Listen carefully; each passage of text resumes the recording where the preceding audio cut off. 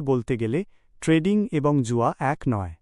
যদিও দুটোর মধ্যেই আর্থিক ঝুঁকি এবং অনিশ্চয়তা জড়িয়ে আছে, কিন্তু এদের কাজ করার পদ্ধতি, মানসিকতা এবং ফলাফলের পেছনের লজিক সম্পূর্ণ আলাদা। নিচে প্রধান পার্থক্যগুলো আলোচনা করা হল: ১. বিশ্লেষণ বনাম ভাগ্য, অ্যানালিসিস ভার্সেস লাক। ট্রেডিং, এটি ডেটা, কোম্পানির performance, chart pattern, technical analysis এবং বৈশ্বিক অর্থনীতির ফান্ডামেন্টাল অ্যানালিসিস ওপর ভিত্তি করে করা হয়। এখানে দক্ষতার সুযোগ আছে। জুয়া, এটি মূলত সম্পূর্ণ ভাগ্য এবং চান্সের ওপর নির্ভরশীল। ক্যাসিনো বা লটারিতে আপনার দক্ষতার চেয়ে ভাগ্যের ভূমিকা বেশি। ২. ঝুঁকি নিয়ন্ত্রণ, রিস্ক ম্যানেজমেন্ট। ট্রেডিং, একজন সচেতন ট্রেডার চাইলে তার ঝুঁকি নিয়ন্ত্রণ করতে পারেন।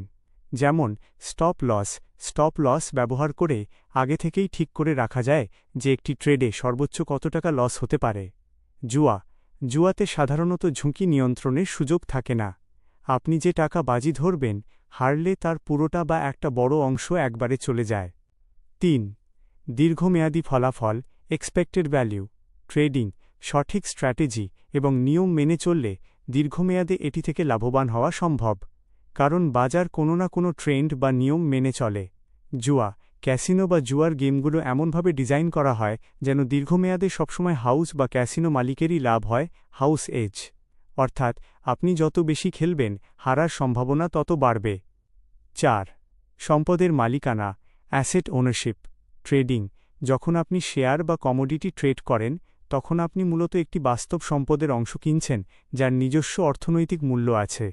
জুয়া, এখানে কোনো সম্পদ কেনা হয় না, শুধু একটি নির্দিষ্ট ঘটনার পক্ষে বা বিপক্ষে বাজি ধরা হয়।